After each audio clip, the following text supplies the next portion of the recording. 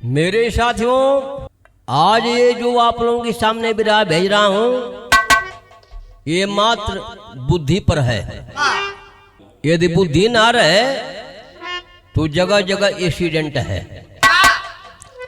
तू 4 लाइन भूमिका है, बुद्धि पर कहना है।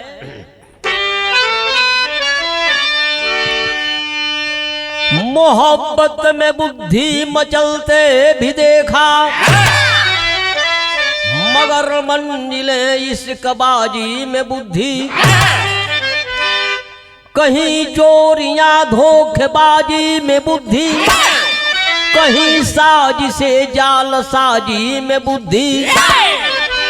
कमाने में बुद्धि, बचाने में बुद्धि, बुद्धि जर्रा जर्रा जमाना हुआ। किसी बुद्धि से रमन भी रोशन हुए, बुद्धि बल दिल दुलारे दीवाना हुआ।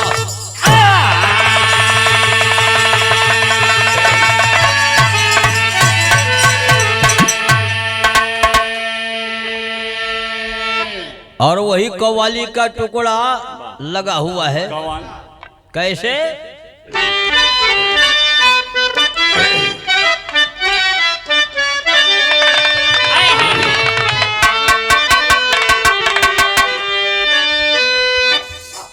एक बात कहूँ सजनी, गठियाल आचरिया में। एक बात कहूँ सजनी, गठियाल आचरिया में। एक बात कहूँ सजनी, गठियाल आचरिया में। बिना मोल बिक जईबू माया के बजरिया में। बिना मोल बिक जईबू माया के बजरिया में। बिना मोल बिक जईबू माया के बजरिया में। इसी भाव में कहना क्या है?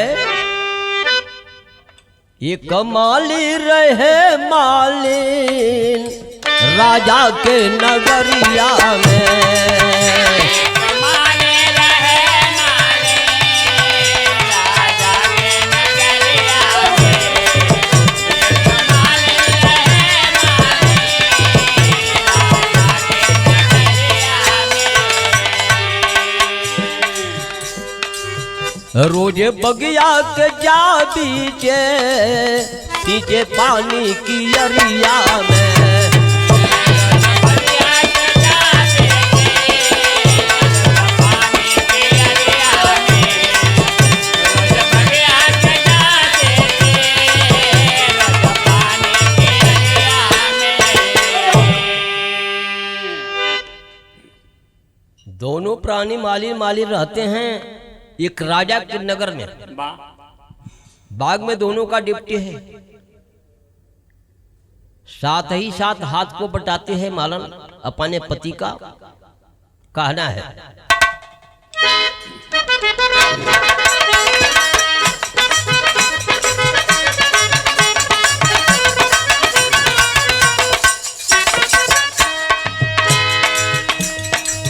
दिल में लाग लेकर बाग में वो जाती थी।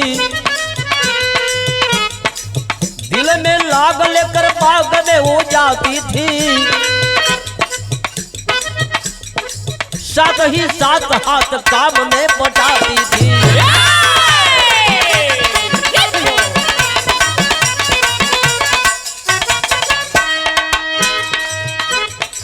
कहा कुछ मांग लो, कहा कुछ मांग लो रानी से रुपया मालिन। करो रोजगार होगी भारी कमैया मालिन।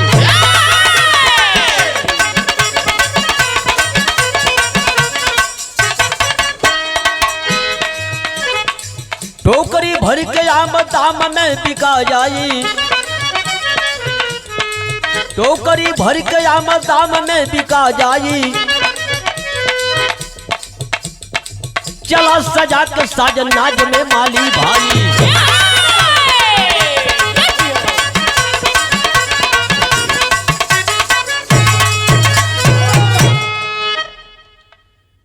एक रोज मालिन से कहा कि रानी साहिबा से कुछ रुपया मांग लो कि हमें कुछ रोजगार करेंगे, वाह गरीबी दिन पर दिन बढ़ता जा रहा है। हाय हाय ये रानी साहिबा से जाकर के मालिन 5 रुपया मांग ले और ये छोटा मोटा आम का धंधा कर दिया। वाह टोकरी में आम लेकर के बेचता था, गांव में जाता था, दरबार में जाता था, राज्य में जाता था। इसका यही काम था, धंधा करने लगा। और कहना है, माल ताजा मिली माजा, माल ताजा मिली माजा, मथवा पर टोकरिया में। माल ताजा मिले माजा मथवा के टकरिया में। माल ताजा मिले माजा मथवा के टकरिया में। मेरे साथियों एक राज्य में गया, एक राज्य में गया। आज तब तक 3 औरतें और एक लड़की साथ में नौजवान चारों पहुंच गई। आम उतरवा करके एक एक काम उठा सब लिया। ये माली बोला कि ठीक है भाई, आम आप लोग ले लो, लेकिन इसका दाम तो दे दो। वाह अब ये 3 औरतें और वो लड़कियां नौजवान है, ये चारों कह रहे हैं कि आम है हाथ में, दाम है घर। घर आओगे तब तुम्हारा पैसा मिलेगा। लाइन तर्ज का वही है।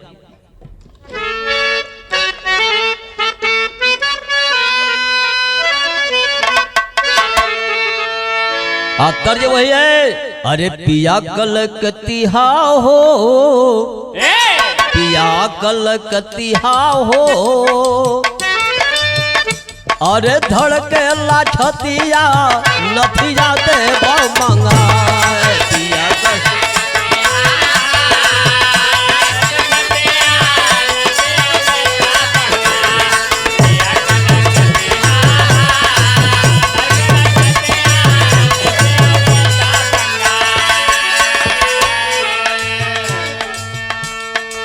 आम तो ले लिया सब चारों, लेकिन कहते हैं क्या, चारों छोकड़िया है, चारों छोकड़िया है, चलता डगरिया बतिया रहली बताए। चारों छोकड़िया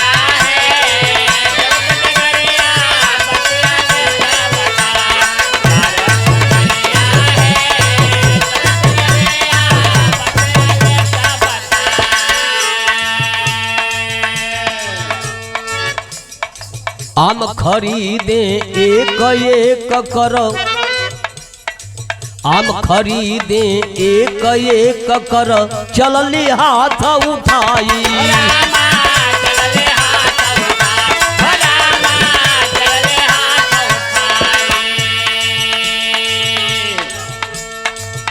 अरे आम हाथ में दाम बघोरे, वही तू मिल जाए। चारों छोकड़िया है, चारों छोकड़िया है, देख परिचय, देख परिचय, बोली है मुस्कान।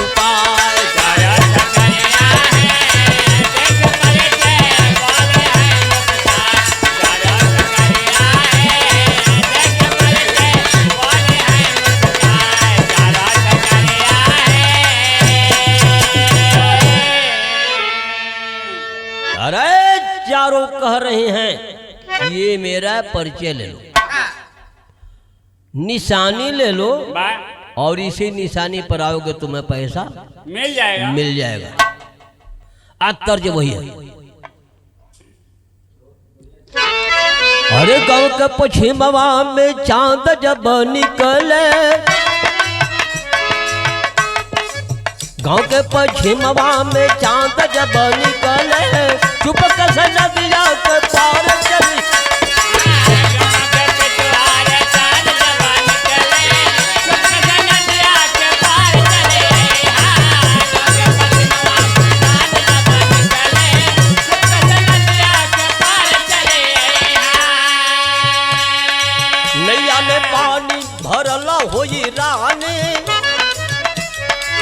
नदिया में पानी भरल होई रानी, नैया में हो गए सवार।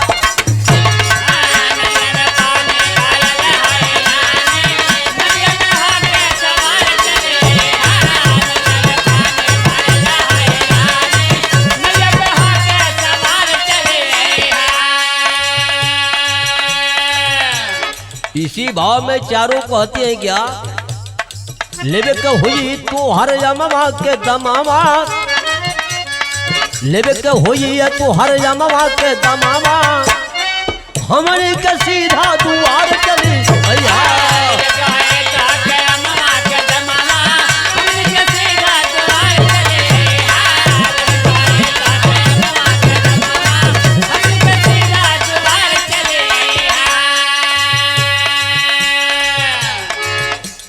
बतियाल मानी कहत चारो बाने, बतियाल मानी कहत चारो बाने, अरे पैसा चुकाइब तोहार चली।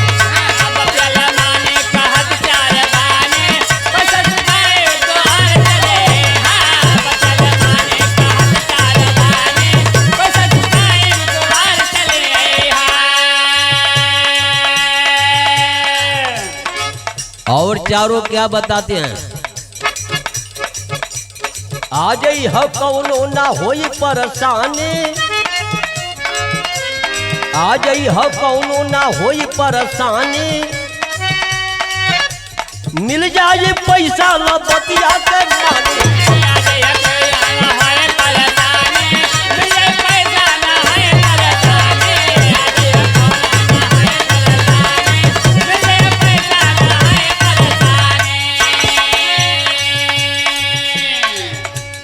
कहले कि चारों की यही निशानी है।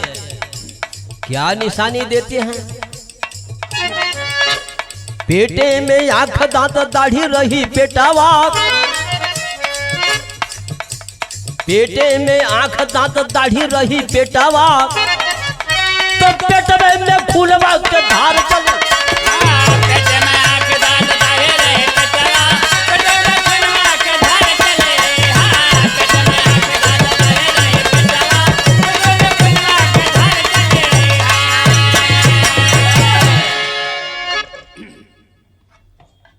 नंबर 1 की बोलती है कि मेरे पेट में दांत रहेगा, आइएगा पैसा मिल जाएगा। दूसरी बोलती है कि मेरे पेट में आंख रहेगा, आइएगा पैसा मिल जाएगा। तीसरी बोलती है मेरे पेट में दाढ़ी जमा रहेगा, आइएगा पैसा मिल जाएगा। चौथी बोलती है मेरे पेट में खून रहेगा, आइएगा पैसा मिल जाएगा। अब ये माली पड़ गया चक्कर में, आम तो लेकर के फरार। माली विचार कर रहा है और चला आया सीधे घर। काना है टेरी के भाव में,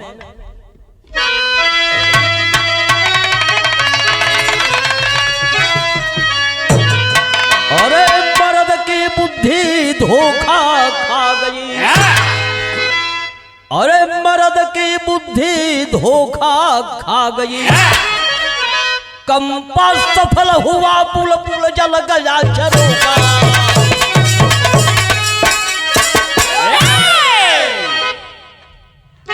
कंपा सफल हुआ बुलबुल जल गया झरोखा, मर्द की बुद्धि धोखा खा गई। दरवाजा पा जाता है, मालिन बोलती है क्या माली कुछ पैसा नफा हुआ? ये माली बोला आज घाटा का ही व्यापार है। चार आए आम लेकर के फरार, चार पैसा नहीं मिला। माली बोली करे वो चार पूछो तो तुमको कहीं सब होगी। ये बोला कि हाँ जाएंगे पैसा तो मिलेगा। पहली बोलती है पेटे में दांत, दूसरी बोलती है पेटे में दाढ़ी, तीसरी बोलती है पेटे में आंख, चौथी बोलती है पेटे से खून। यही चार निशानी सब दिया है। जाएंगे तो पैसा मिलेगा, नहीं तो नहीं पैसा मिलेगा। मालिन बोली कि जाओ पैसा लाओ, मैं बतलाती हूँ। अरे रुकी नहीं मालिन बतलावे,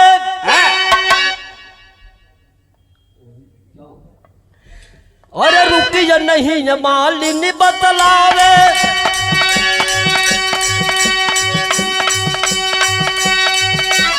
पहला तो है पेड़ अनार,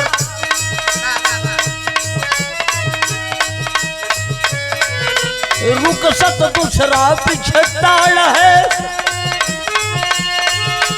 तीजे नरियल खड़ा द्वार। अब रंगियली चौथी में हदी है, अरे रंगीली चौथी में हदी है, बलमा बाटनी पटगमार। रे घर से चल पड़ा बागवा, रे घर से चल पड़ा बागवा, अरे मस्ती लेत गया उस बार।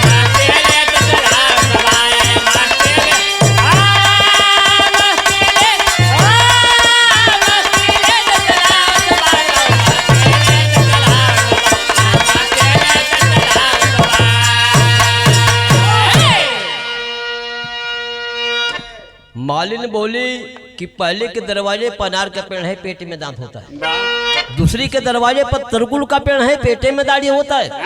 तीसरी के दरवाजे पर नारियल का पेड़ है, पेटे में आंख होता है। चौथी के दरवाजे पर मेहंदी का पेड़ है, पेटे में खून होता है। जाओ पैसा लो।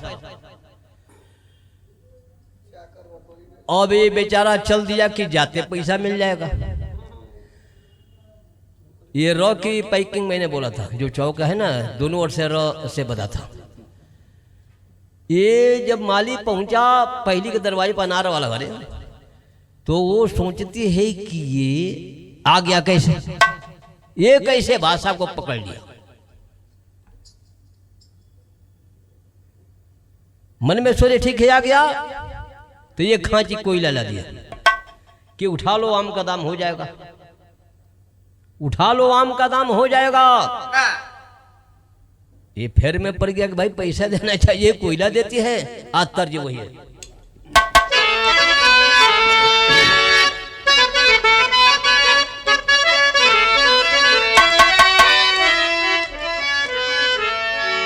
एक दुल्हन बाग में जाती है, उसको फूल को हार का काम है माली से। वो कहती है माली पैसा मांगता है, तो दुल्हनिया जवाब क्या देती है, अरे हे मलिया मैं हूँ बहना थानेदार की,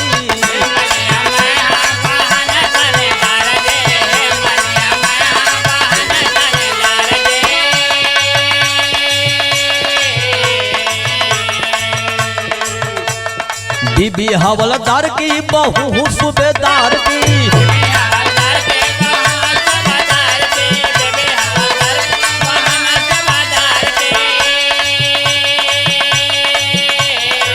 मलिया मैं हूँ बहन थानेदार की।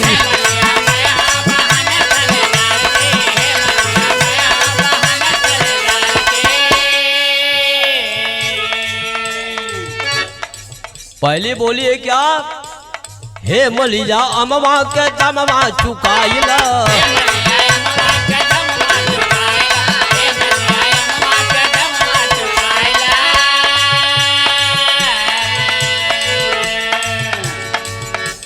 एक कहा कि कोयला से काम नहीं चलेगा, पैसा चाहिए। तो दूसरी के दरवाजे गया, तरकुल वाला पेट में दाढ़ी होता है। वो दही गुड़ का टीका लेकर गई कि थोड़ा टीका बरवा लो, चले जाओ आम का दाम हो जाएगा। अरे दूसरी बोली दही गुड़ के टिकवा लगाई लो, हे मलिया अमवा के दमवा, हे माली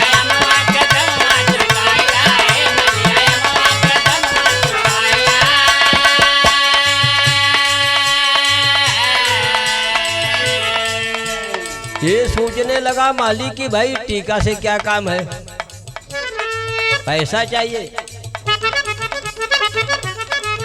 नारियल वाला पेड़ तर गया जिसको पेट में आंख होता है, सोचता है यहाँ पैसा मिलेगा, वो खिड़की से सोना का सुग्गा दिखला रही है। बाबुर बना बागवा तू छगोना,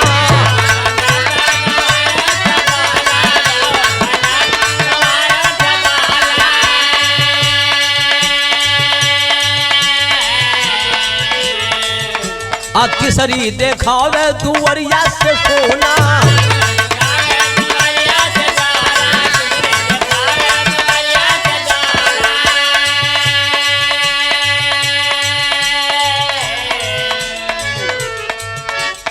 ये बोला कि सुग्गा से काम नहीं चलेगा। चौथे की दरवाजे पर गया, मेहंदी का पेड़ था। वो राजघराना की बात है। वो लड़की चांदी के थाली रख दिया कि लेकर जाओ। ये फिर में पड़ गया कि भाई ये क्या हम देख रहे हैं, क्या समझ में नहीं आ रहा है। अरे चौथी बोली चांदी के थाली उठाई लो हे बलिया अमवा के दमवा।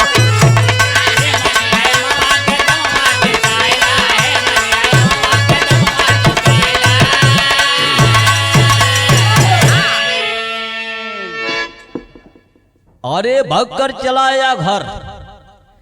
आज जब घर चलाया तो मालिन बोली कि क्या पैसा मिला। वाह, बोला पैसा। अरे पहली तो एक खाजी कोयला दे रही है, दूसरी दही गुड़ का टिक्का मार रही है, तीसरी सोना का सुग्गा दिखला रही है, आज चौथी की चांदी के थाली दे रही है। मैंने कुछ नहीं लिया। मालिन करेंगे तुम निपटपुर घंटाल हो मूर्ख। ये अपना अपना परिचय सब दिया, तुम्हें मालूम नहीं। मालिन कैसे कहती है, अरे मालिन कहेली फटकारा दुल्हा। अरे मालिन कहेली फटकारा दुल्हा, बाट बुधिया में निपटे गवारा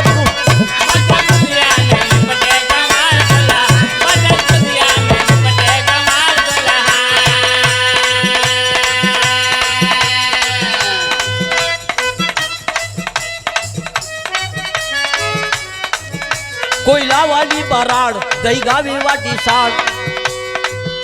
कोयला वाली बाराड़ दही वाली बाटे साठ। जवन सोनमा से मरल सन नजरिया के बाढ़। गौने आइले गईली बाटे कई बार दुल्हा। गौने आइले गईली बाटे कई बार दुल्हा, बाटा बुढ़िया में निपटे गवार।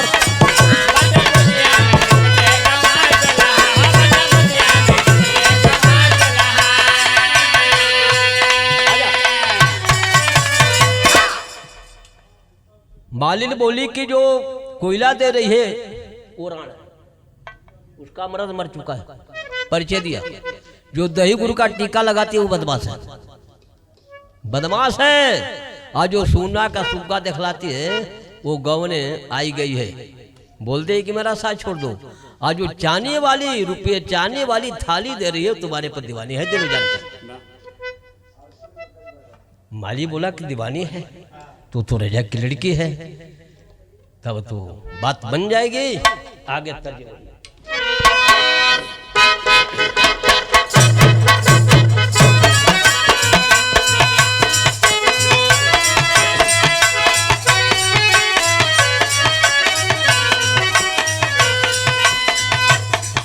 वही कहना है, देवरा का दूर दूर ना जाए भौजी, देवरा का दूर दूर ना।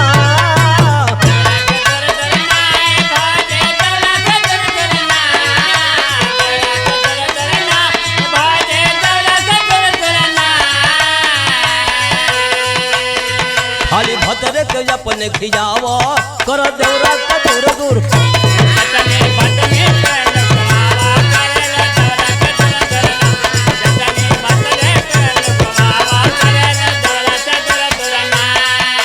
देवरा का दूर दूर ना ये भौजी, देवरा का दूर दूर ना।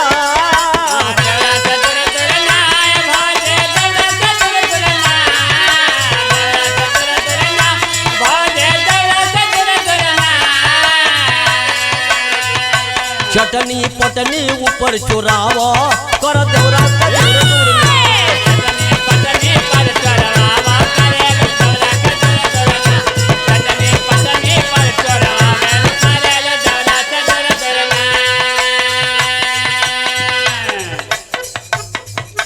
चढ़ल जवानी ना ये राजा, चढ़ल जवानी ना।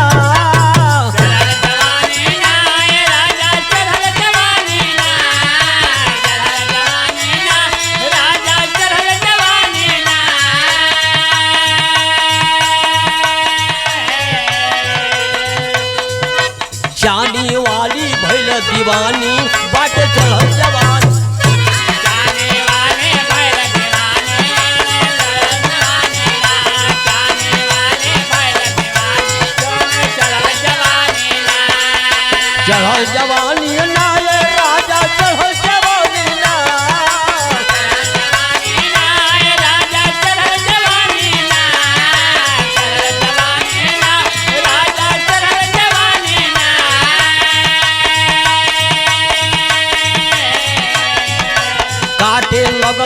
बगल में पानी बाटे चढ़ल जवानी ना।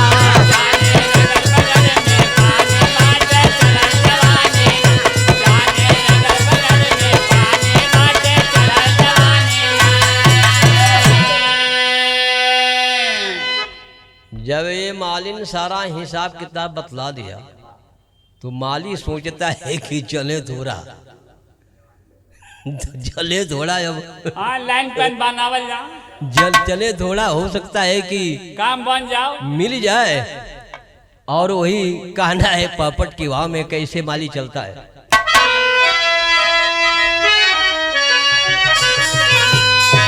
अरे चला है माली सजा सही अरमनवा शिव के मंदिर में। चला है माली सही सजा अरमनवा शिव के मंदिर में। आज चांदनी करी है चांद मिलनवा शिव के मंदिर में।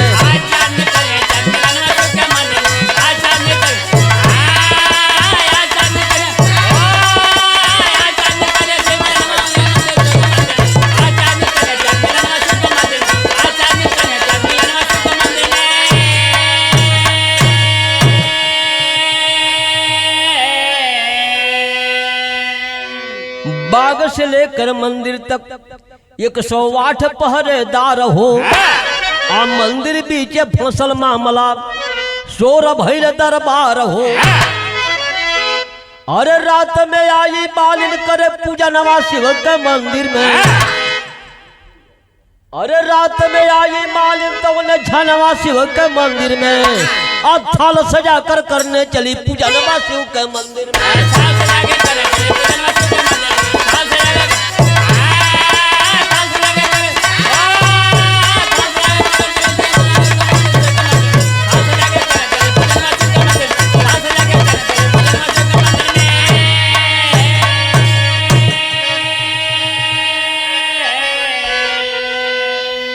मेरे साथियों माली तो पहुंच गया मंदिर में और ये राजकुमारी भी पहुंच गई मंदिर में। तो गड़बड़ सड़बड़ होने लगा लेकिन 108 पहरेदार थे, किसी का नजर नहीं पड़ा जिसमें एक ऐंचा था उसका नजर पहुंच गया। उसका नजर पहुंच गया और वो मंदिर में पहले गया धीरे से। आप बोला कि थोड़ा नंबर हमारा भी। राजकुमारी बोली कि तुम मेरे धर्म के भाई लोगे, जाकर के हल्ला प्रचार कर दो। जो कहते हो वो होगा नहीं। ये मंदिर से निकल करके ताला लगा दिया। हाँ हल्ला मचा दिया कि राजकुमारी को पकड़े हैं माली के साथ मंदिर में। ये राजा साहब जान गए। राजा साहब बोले कि जाकर अपना कड़ी पहरादारी करो, कल ताला खुलेगा, जो जैसा होगा देखा जाएगा। अब ये राजकुमारी सोचती है कि मामला हो गया गड़बड़। एक कंगन दे दिया एक चौकीदार को। वो बोली कि थोड़ा इस माली के घर के तरफ थोड़ा हल्ला कर दो कि जिसका बैल खुला करके रात में घर नहीं आया हो अपना बैल खोज ले। और ये उधर हल्ला कर दिया जा करके माली के मोहल्ला में कि भाई जिसका बैल खुला करके भगा हो, नहीं आया हो घर, अपना बैल खोज ले, नहीं तो उसका जान जाने का शंका है। अब कोई टॉर्च बांटता है बैल है, कोई गैस बांटता है बैल है, कोई दिया बांटता है बैल है। मालिन सोचते हैं कि मेरा ही बैल गायब है आया नहीं है। बात पकड़ लिया कि वो मेरा बैल मंदिर में फंस गया। और पुजारी का भेष बना करके बुढ़िया बन करके वो मंदिर में जाती है अल्लाह का बाबा।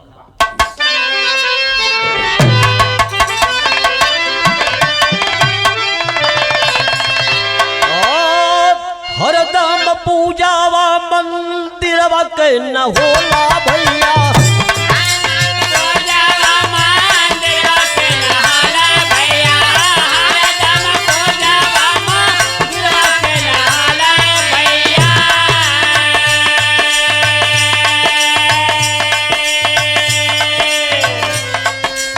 रोक लो पुजारिन के जब राह पहरेदा।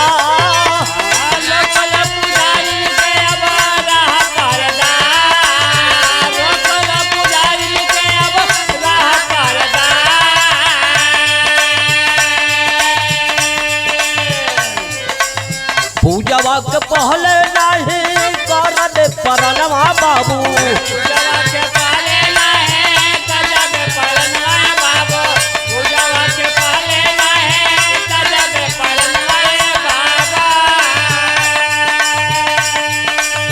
श्रापवा सुनाई दे दे कहते बरिया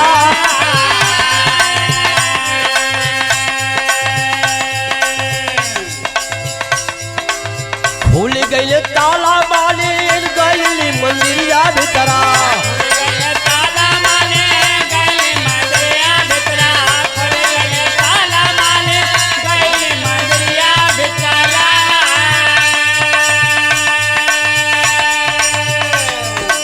मालिन के फैसले राजकुमारी भय फरा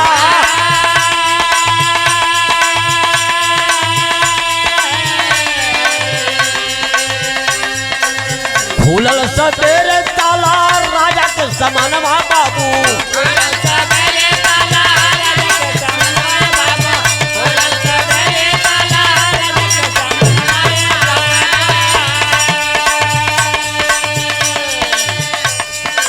मालिन या माली देख कर ले विचार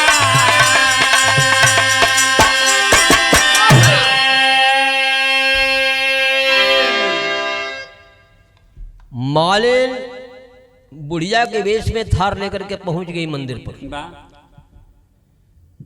यहीं जा पहरेदार गेट पर था, बोला कि पूजा का समय नहीं है। ये बोली कि ऐसा श्राप मिलेगा कि तुम्हारा वो भी आंख फूट जाएगा और पूरा खानदान साफ हो जाएगा। ये फट देना, ताला खोल दिया, जाओ जल्दी साफ। ये मंदिर के बीच पहुंच गई, भीतर पहुंच गई, अपना ड्रेस पोशाक दे दिया, रानी मालिन के भेष में महल में चली गई। ताला बंद, राजा के सामने सुबह ताला खुला, मालिनी और माली। राजा कहते हैं कि पहले ऐंचा को फांसी दो, पहले ऐंचा को फांसी में दे दो, क्योंकि मालिनी और माली का बंद किया है। बोलता है कि राजकुमारी को बंद किया। अब ये माली बोलता है, ये थी पहरेदार बोला कि भाई मन में सोचता है कि कहाँ से बात बिगड़ी है। अब दिल में सोचता है कि वही मालिनी आई है, तब से वो बात बिगड़ी है, लेकिन ये बात कहे किससे, ये मन में सोच रहा है। राजा से बोला कि पहले लड़कियों को परीक्षा ले लीजिए, इसके बाद मेरा फांसी होगा।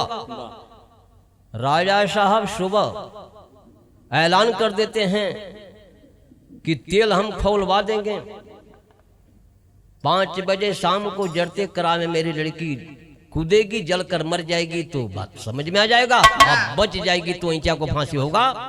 लास्ट खड़ी का भाव में कहना है।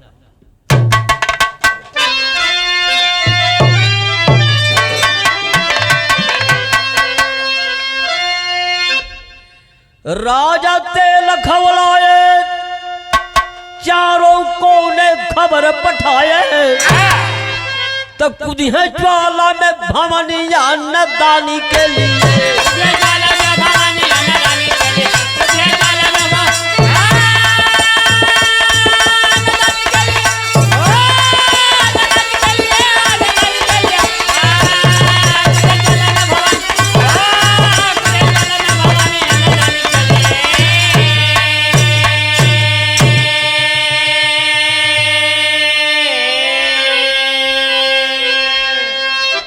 कुदिए ज्वाला में भवनिया नदानी के लिए। प्रभात से रानी संध्या तक करती सोना दान, अरे कोढ़ी बन के पहुंच गया, काहे कैलू अपमान, तब कोढ़ियों के वो दिहली दान दाना पानी के लिए।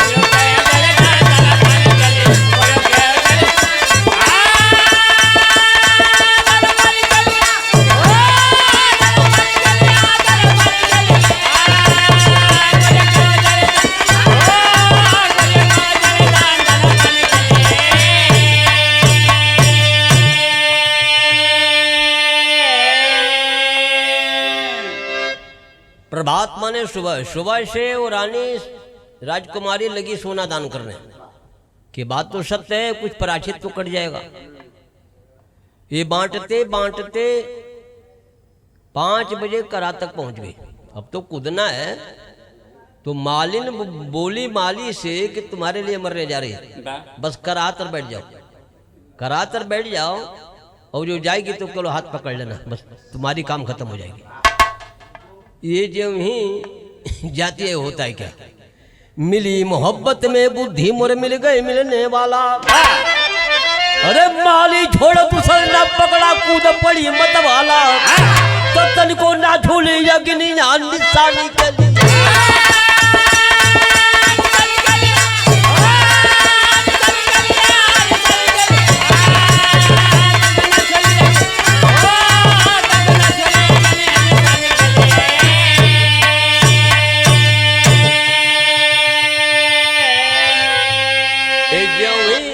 कूदने गई हाथ माली पकड़ लिया कि अभी हमको दान नहीं मिला है, बचे हैं। वो लड़की पहचान गई राजकुमारी, बोली कहेगी माँ ये हाथ छोड़ करके दूसरा हाथ जीवन में कोई पकड़ा हो तो जला देना। तो वही हाथ मंदिर में था और वही हाथ कराई था। कूद गई, बच गई। मालिन को माली मिल गए, राजा को राजकुमारी। अरे फांसी ऊपर नहीं क्या लटके रमन कहें बिहारी तक कभी वर दुलार सबसे तिल्लू भर जब पानी के लिए।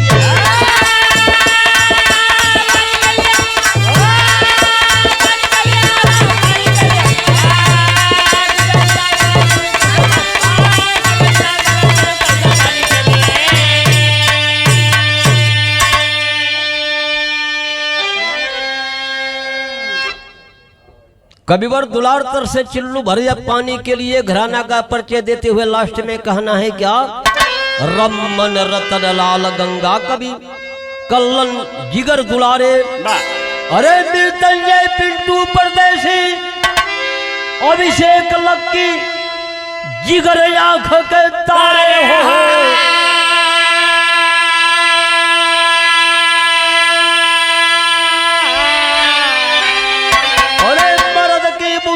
धोखा खा गई, अरे मर्द की बुद्धि धोखा खा गई। अरे हनुमत दिनेश कवि को दे गई ज्ञान नौका।